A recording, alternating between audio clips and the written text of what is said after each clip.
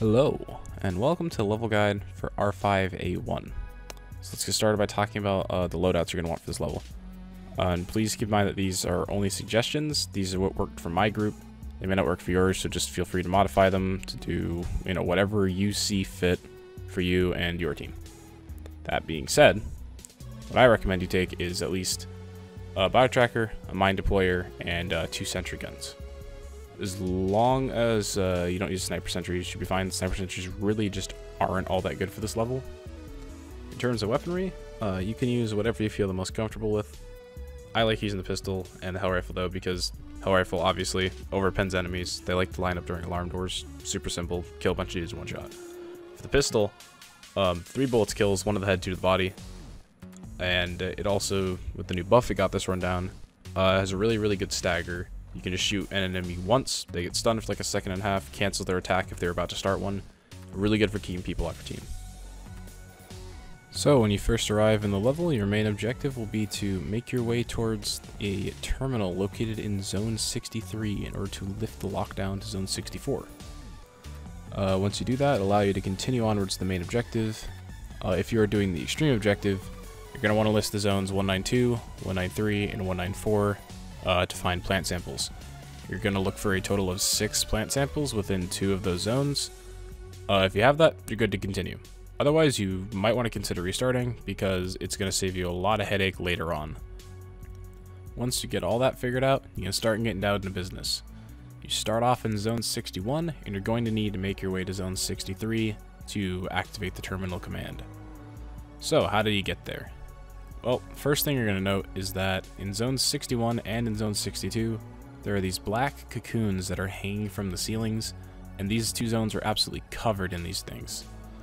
How they work is that if you leave the current zone, it's going to respawn the enemies. So if you're in Zone 61, you clear out a bunch of rooms. When you leave Zone 61, you come back later, the enemies are going to have respawned. So in terms of enemies, Zone 61 is fairly simple. The only thing you're going to need to do is find your resources. So for resources, you're going to be looking at 3 uses of med packs, 2 uses of ammo packs, and 2 uses of tool refill kits. Once you get all those, go find the door to Zone 62, do the full team scan, and go ahead and enter it. Zone 62 is very similar to Zone 61, but there are a few notable differences. Firstly, you're going to be able to find your first bulkhead key in this zone, which you're going to need for the extreme objective later.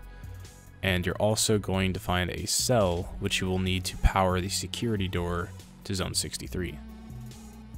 Once you find the cell, you're going to be putting it in the generator at the bottom of this hole, all the way at the bottom of this ladder.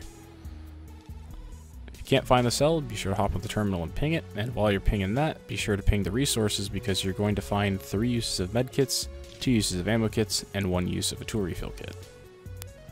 The security door to Zone 63 is a Class 2 alarm, so nothing crazy. Your floor plan is going to look like this, with the enemies being able to spawn here, and this being the only door that they can come into the room from.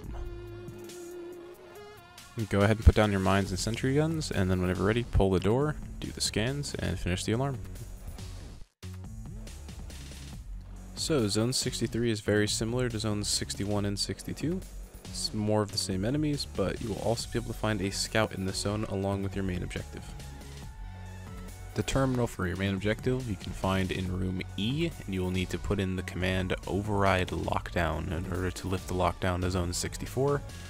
Once you input the command, you're just going to have a full team scan right in front of the terminal, and while you're there, go ahead and find your resources because you'll be able to get 4 uses of medkits, 3 uses of ammo kits, and 2 uses of tool refill. Go ahead and make your way back to Zone 61, and you will find the security door to Zone 64 is already open. Be careful when you're making your way back here though, because the enemies will have respawned, so you'll have to clear Zone 62 and 61 again. Inside of Zone 64, you're going to find 3 uses of medkits, 2 uses of ammo kits, and 1 use of a tool refill kit, along with your bulkhead door controller for those of you that are doing the extreme objective. For those of you that aren't doing the extreme objective, you can skip to the timestamp that's on screen right now to continue with the main objective, but everybody else, grab your resources, and we're going to be heading on into Zone 191. The bulkhead door to zone 191 is just an open door, no scans or anything special, and upon entering the zone you're going to see that your objective is to gather 6 plant samples. These plant samples are found in zones 192, 193, and 194, and hopefully you listed where the plant samples were at the start of the level because each of these doors are Class 3 S1 alarms. For those of you that haven't seen an S1 alarm before, it is a blue hexagon scan that requires the entire team to be inside of it for the progress meter to go up, and if anybody leaves the scan or if anybody is down, it'll start counting backwards at the same rate that it counts up. Along with these alarm doors, you're also going to find 1 scout and 1 power cell in this zone. Each of these security doors is going to need to be powered by a generator in order to start the alarms. So hop on the terminal and ping your cell, and after you're done pinging that, be sure to ping your resources because you'll be able to find 4 uses of medkits, 3 uses of ammo kits, and 3 uses of tool refill. Your floor plan for the alarm doors to zone 192 and 193 is going to look like this, with the enemies being able to spawn here, and this being the only door that they're going to enter the room from. If you have to do both the 192 and 193 alarm doors, I suggest you do the 193 alarm door first, because when you go back to do 192, the enemies will be able to only come from in front of you instead of from behind as well. I also recommend that you save this door here if you have to do the alarm door to zone 194. Your floor plan for zone 194 is going to look like this, with the enemies spawning here, and these 2 doors they will be able to break down to get into the room. Once you're all set up, go ahead and pull the alarm door, do the scans, and head on into the zones. Regardless of which one of the doors you go through, you will always find 2 scouts in the next zone, along with the power cell that you need to activate the next alarm door. So get your plant samples, get your cell, and make sure you get your resources before you leave, because resources, you're going to be able to find 3 uses of medkits, 2 uses of ammo kits, and 2 uses of tool refill. Another thing to keep in mind is while there are no cocoons behind any of the alarm doors, there are cocoons in zone 191, so you're going to have to clear out that zone again before you can do the next alarm door. The rest of the extreme objective is more or less the same as what you just did. Pull the alarm, do the scans, go into the zone, kill scouts, grab resources, and grab your plant samples. Once you grab the last one, you can go on back to the main objective. Jumping back into zone 64, there is only one thing left to do, and that is to complete a class 3 cluster alarm to open zone 65 where your extraction point is. Your floor plan for the zone 65 alarm door will look like this, with the enemies only spawning here and being able to break down these 2 doors. If every single door is closed, these are the only 2 that they will break down, meaning that if you have extra C-foam, you can actually C-foam both those doors to buy yourself even more time. Whenever you feel like you're ready, go ahead, pull the door, complete the scans, and open the door to your extraction zone.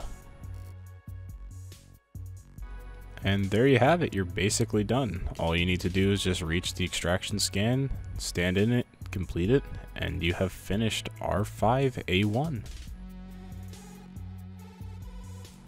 Due to the nature of RNG, sometimes things like scout numbers and resource numbers will be off by ±1, but for the most part it should be what's shown in the video.